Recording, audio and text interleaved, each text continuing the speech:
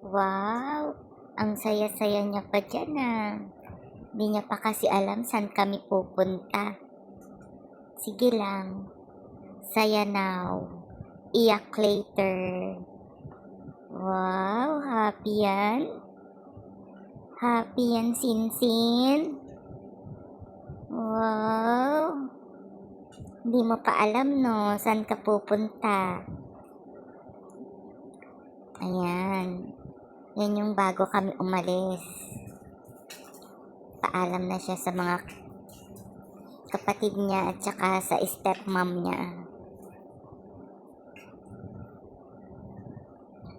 Mabis kasi lagi na lang siya yung kasama. Lagi na lang silang iwan. Ayan na. Ginugroom na siya. Hindi ko na nakunan yung umiiyak siya. Kasi hindi niya ako makita. Yan na, inumpisahan na ni Kuya.